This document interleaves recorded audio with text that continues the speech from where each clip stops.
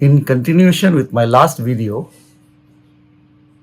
about how to stay safe during a long distance road trip, I will discuss few more points in that regards in today's video.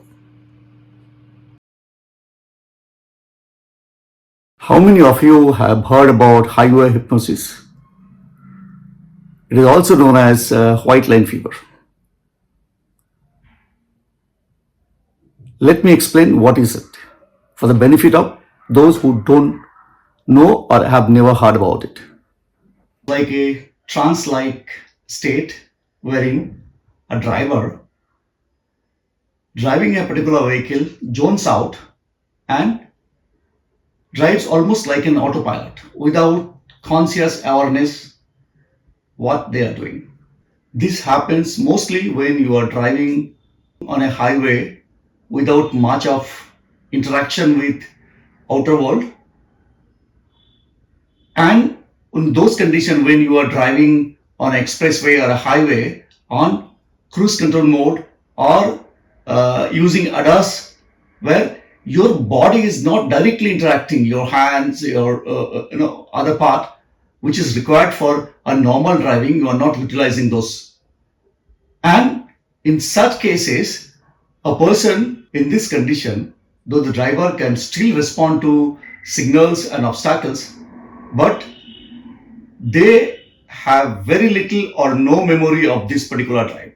What are the causes of highway hypnosis? Long straight roads with minimal visual stimulation, lack of mental engagement during the drive, fatigue, less sleep. These are the major cause of highway hypnosis. What we should do to avoid highway hypnosis? We should take regular break after maybe 2-3 hours. Stay engaged, listen music. Sometimes open the window to get fresh air. Even talking to somebody who is your co-passenger, or change driver when you are driving more than 3-4 hours at a stretch. That's how we can prevent getting into highway hypnosis. Next point I would like to discuss is when you are driving, you should not get distracted. Your ears and your eyes should be focused on the road. Ensure that you have a 360-degree vision.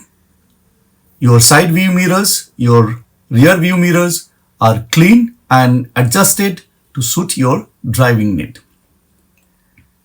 If your vehicle is driven by multiple people, in that scenario, as soon as you enter the vehicle, please adjust the seat to suit your driving need. I use this particular method to ensure that the seat is adjusted to suit my driving need. I check seating position where my seat is positioned, because when the car is driven by multiple people, they may be adjusting it as per their driving position. So as soon as I enter, I check the driving seat position, and for me, I see my wrist should come here. Then I know it is a perfect position for my driving.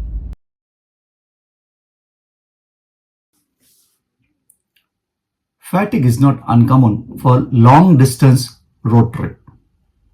But at the same time, it is not easy to recognize also, particularly when you are too tired to drive.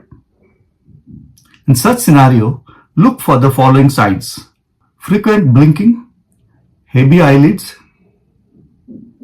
and difficulty in focusing on the road, repeated yawning, and rubbing eyes. If you experience these things, then you should not drive when you are too tired, because this can slow your response time and reduce your concentration on the road. In such scenario, park the car, get down, stretch your hand and leg, and feel better before you start driving again.